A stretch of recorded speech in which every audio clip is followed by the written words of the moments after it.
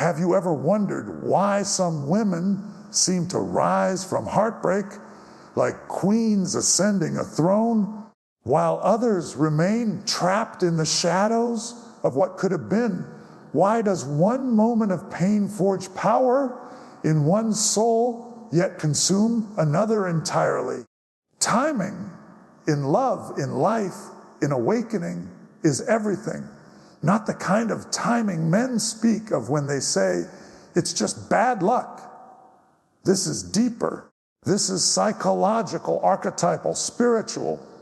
This is the secret rhythm of the feminine soul aligning, or refusing to align with her own destiny.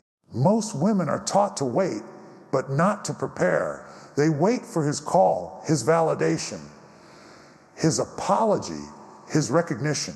They wait for someone to notice their worth instead of becoming it.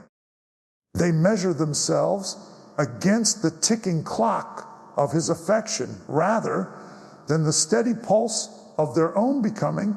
Yet the unconscious, that vast realm Jung called the royal road to the soul, does not measure time by minutes or years. It measures by readiness. And until a woman is ready to see herself as she truly is, life will keep placing mirrors disguised as men before her. A man appears. He is charming, magnetic, intoxicating. She feels chosen until suddenly she feels discarded. This is no accident. The psyche does not make mistakes. The pain is the proof that the feminine self has been sleeping, and now the unconscious shakes her awake. Do you feel it? That ache in your chest when you're ignored. That fire in your stomach when he pulls away. That's not about him. That's your own shadow calling your name. Men come and go, but patterns stay until you face them, Jung said. Until you make the unconscious conscious. It will direct your life and you will call it fate.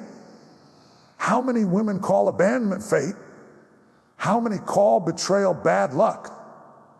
How many blame timing as though destiny were cruel, when in truth it is merciful, refusing to let you settle for less than what you were born to embody? The wrong man showing up at the right time is not punishment, it is initiation. And when the initiation begins, it feels like war. You rage, you plead, you wonder what's wrong with you. But this is the ego breaking, the shell cracking, so that the deeper self, the one who cannot be abandoned, can finally emerge. In those moments, when you stare at the door he slammed shut, the universe whispers, you're not late. You're right on time. Because the feminine soul matures not by receiving everything she wants, but by being stripped of everything false. Timing is not about whether a man is ready to love you. Timing is about whether you are ready to meet the woman inside who no longer begs to be loved. It is about becoming conscious of what you have projected onto him. Your longing, your unclaimed power, your unhealed wounds, and pulling it back home. Every man you chase is a messenger delivering you to yourself. There is a reason Stoic wisdom aligns so effortlessly with Jungian depth psychology. Marcus Aurelius wrote, "You have power over your mind, not outside events. Realize this, and you will find strength." Yet how many women waste years trying to control men rather than mastering their own emotions? They obsess over his silence instead of asking, why do I fear it so much? They analyze his mixed signals rather than examining the parts of themselves that accept crumbs instead of a feast. When you stop rushing to fill the silence with desperate words or frantic gestures, you discover its sacred message. Stillness is where timing reveals itself. Life will not let you skip your own growth. You cannot rush individuation, the process of becoming whole, any more than you can rush a seed into bloom. When you try, you meet men who mirror your impatience, your hunger, your doubt. They teach you what happens when you ignore your inner seasons. And when you finally stop fighting time, something miraculous happens. The frantic pulse slows. The need to be chosen dissolves. You begin to notice that you are not behind in life. You are exactly where you must be for your soul to ripen. Every heartbreak, every delay, every rejection was not an obstacle, but a teacher. Timing, you realize, is not out there in someone else's hands. It has been pulsing in your veins all along. When a woman stops blaming timing as if it were some cruel cosmic joke, she begins to see the pattern every relationship, every man who arrived and vanished was perfectly scheduled by her own unconscious. These encounters were not random storms. They were mirrors revealing the parts of her psyche she refused to face. The man who ignored her only echoed the voice inside that whispered, "You are not enough." The one who manipulated her exposed the part of her shadow still willing to trade dignity for scraps of attention. This is why Jung insisted the shadow must be integrated, not denied. A woman who disowns her shadow spends her life attracting it in others. She calls it bad timing, but in truth it is perfect timing, because the unconscious will not allow her to remain asleep. It sends lesson after lesson until she finally turns inward, claiming the power she once scattered among unworthy men. Do you feel how liberating that is? To realize you are not unlucky. You are being guided to see that no rejection was a setback. It was a summons. Each disappointment was time to break the illusion that love is something you must chase or earn. But this awakening demands courage. The ego resists.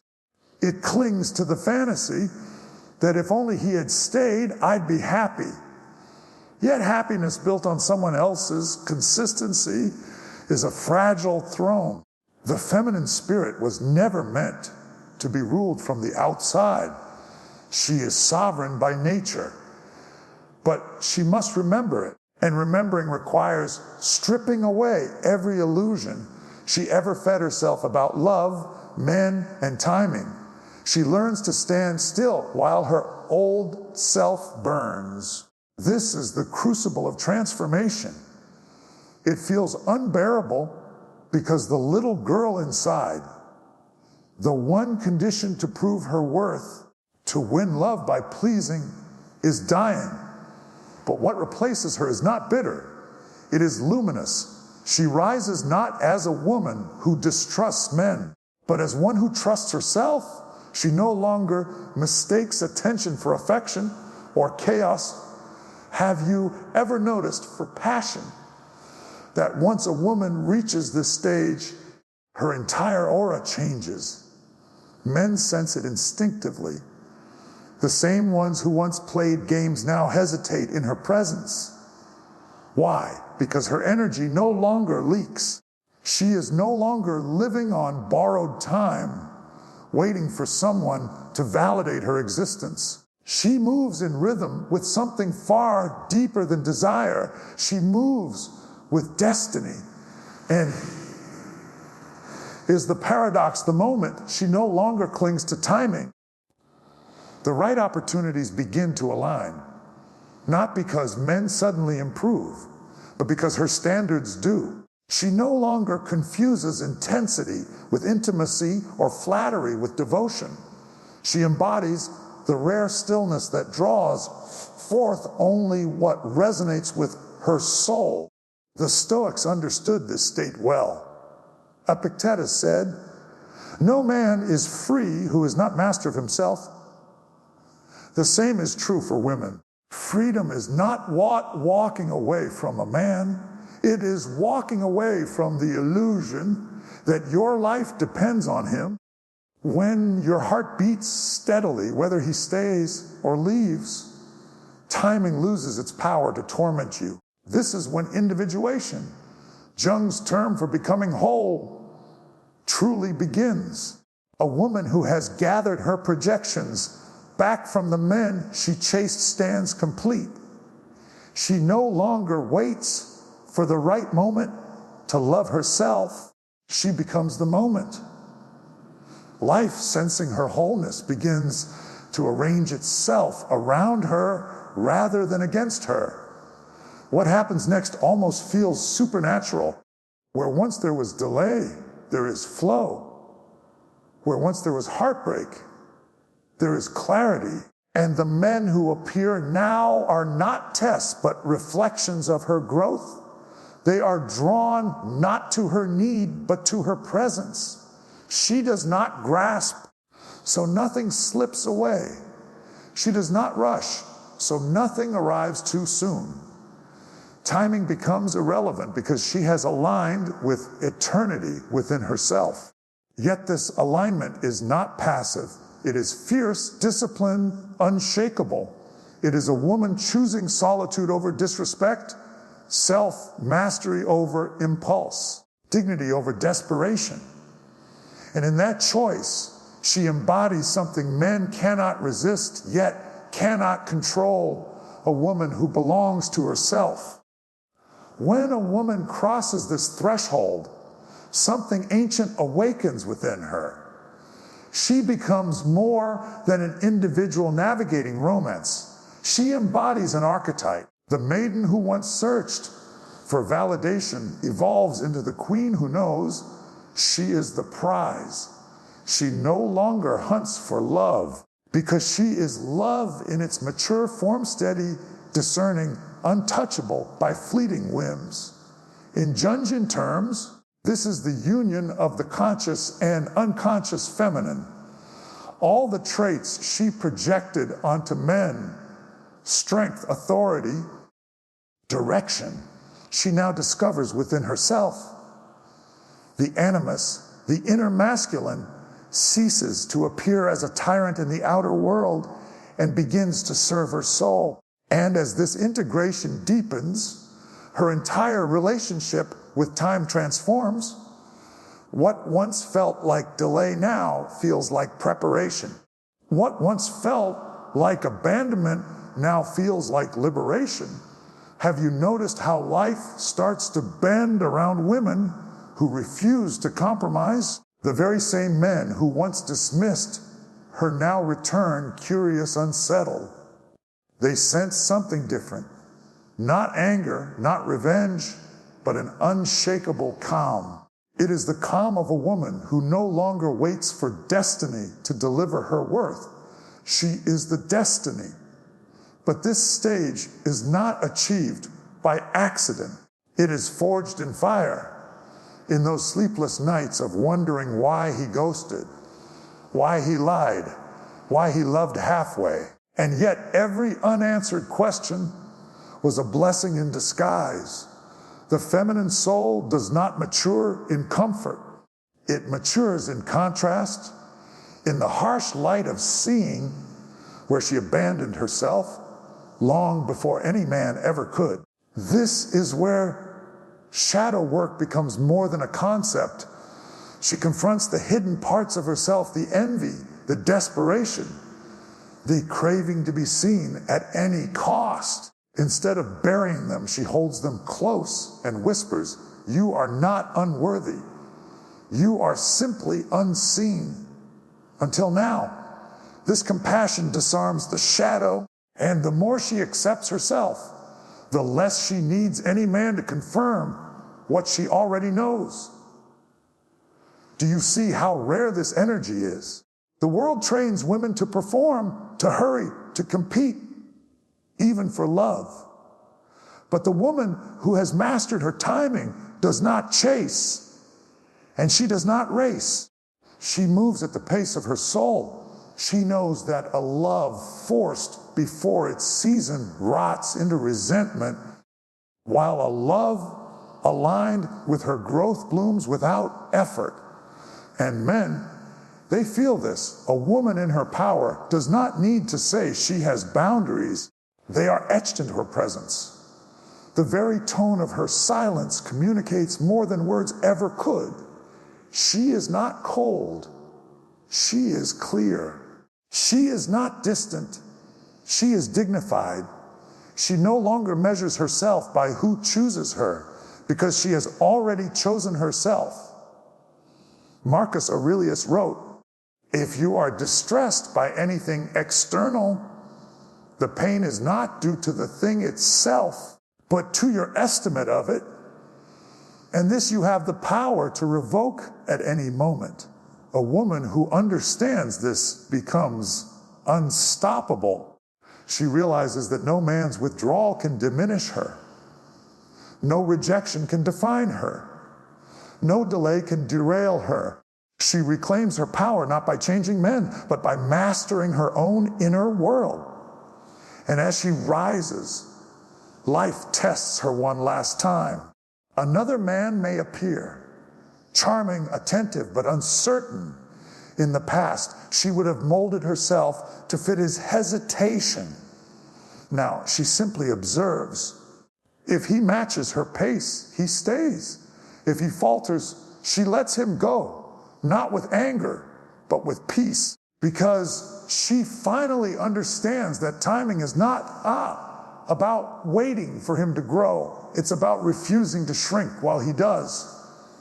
In this state, relationships stop being battles and start being mirrors of mutual respect. Love ceases to feel like gambling with your heart, because you no longer hand it over like a wager. You hold it steady, offering it only to those who prove they can hold it too. And in this sacred exchange, you find what so many women miss: love that does not drain, love that does not demand, love that arrives exactly when you do. There is a profound shift when a woman no longer fears being alone. It is as though the universe itself exhales, relieved that she has finally stopped clinging to what was never meant to stay. Solitude, once dreaded, becomes her sanctuary. She no longer treats it as a punishment, but as proof that she has reclaimed her own soul.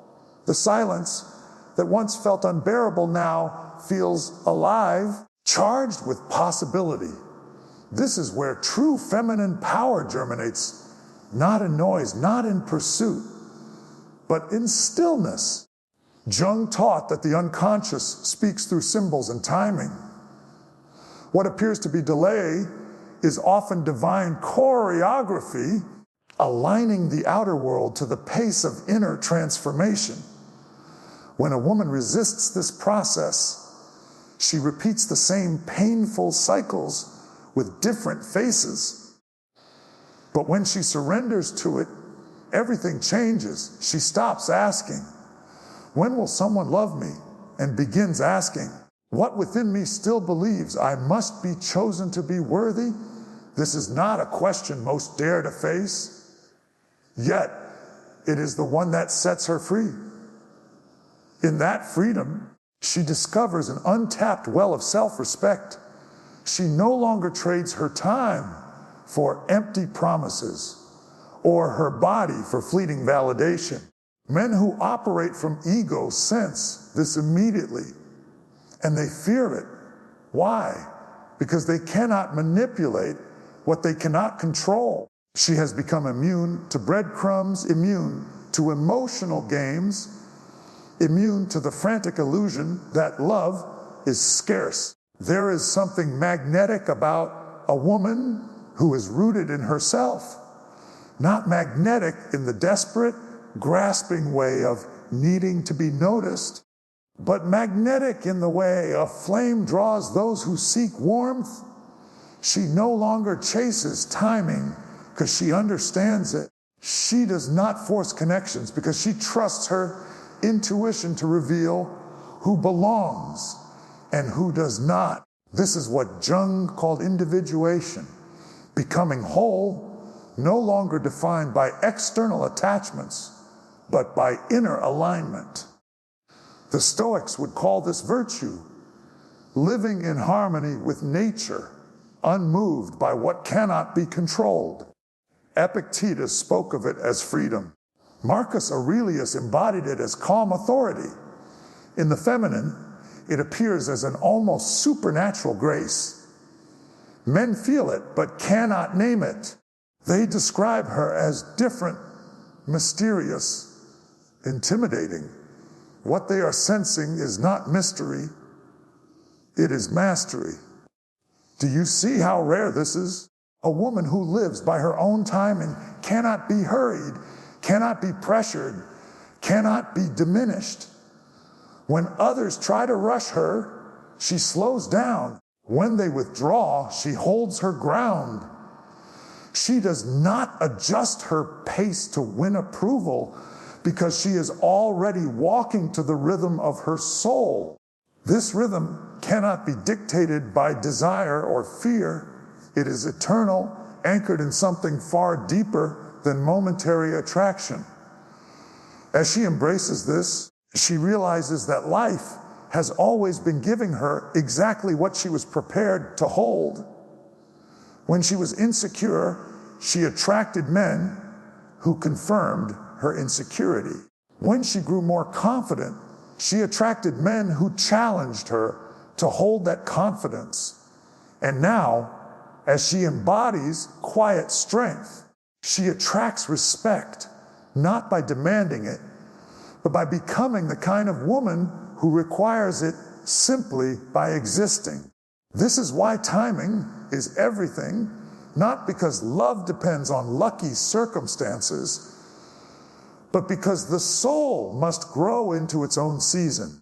Just as a tree does not bear fruit in winter, a woman cannot bear the weight of true love before she has rooted herself in self-worth. And when that season arrives, there is no doubt, no chasing, no confusion. The right people, the right opportunities appear effortlessly because they are aligned with who she has become. And yet, this transformation carries a cost, the death of the old self, the self that begged, that pleaded, that measured its worth by someone else's affection. But what rises in its place is magnificent, a self that does not need to be chosen because it already chooses itself daily. When a woman finally steps into this state, she moves with a quiet, regal authority that no one can fake. It's not pride, not arrogance. It's an energy that says, I am whole with or without you. And this energy changes everything. Men who once toyed with her now falter, unsure how to approach her. They sense that the game is over, that the power has shifted, not to her ego, but to her essence. Jung understood this as the reconciliation of opposites within the psyche. The fragmented feminine, needy, uncertain, chasing, becomes integrated. The inner masculine she once sought in men now serves her from within, giving her direction, discipline, and unshakable resolve. This is no longer a woman waiting for someone to do right by her. This is a woman who does right by herself. And the irony is profound. When she no longer needs love to complete her, love flows to her freely. Not because men suddenly change, but because her energy filters out what is unworthy without her even trying. She no longer entertains the half-hearted. She no longer negotiates with disrespect. She no longer mistakes intensity for intimacy. Her life itself has become the boundary. The Stoics would call this equanimity. the state of being unshaken by external winds. Seneca wrote, "No man is more unhappy than he who never faces adversity, for he is not permitted to prove himself." In the same way, no woman is more powerful than she who has faced heartbreak and learned it was never about him. It was about her own awakening. The pain she thought would break her became the proving ground of her soul. This is where love stops being a battlefield and becomes a sanctuary. She no longer fears missing out because she knows nothing meant for her will pass her by. Timing no longer feels cruel. It feels sacred. Deliberate. Every door that closed was not rejection. It was protection. Every delay was not punishment. It was preparation. And when love does appear in this season, it feels different. There is no rush, no grasping, no anxiety. It does not consume her, it complements her. She chooses it freely, not from lack, but from fullness. And because she chooses it freely, she can walk away just as freely if it ceases to honor her soul. This is the ultimate paradox of feminine power. The less she needs to be chosen, the more she becomes impossible to resist. Not because she is playing games, but because she radiates a truth men rarely encounter. A woman who knows her worth cannot be bought, borrowed, or bargained with. Have you noticed how the world responds to this kind of woman? Opportunities align, doors open. Respect becomes automatic. It is not mystical, it is psychological. By withdrawing her projections from men, by ceasing to seek her value outside herself, she rewires her unconscious patterns.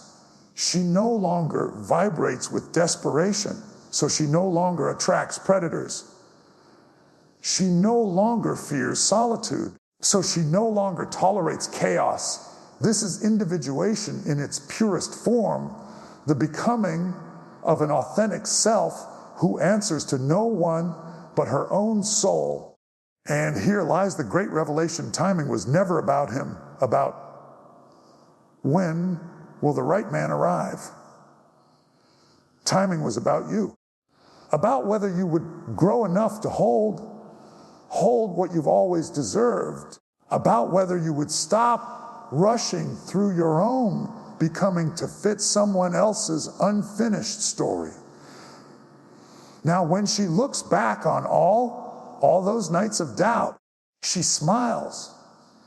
What once felt like loss now feels like liberation. The men who left were not thieves of her worth. They were teachers pointing her back to it. Every heartbreak was a breadcrumb leading her home to herself. And in this homecoming, she no longer chases love. She attracts it without effort, not through manipulation, but through alignment. She knows that the highest form of love is not found in perfect timing with another, but in perfect timing with herself. The woman who knows her worth doesn't chase. She chooses.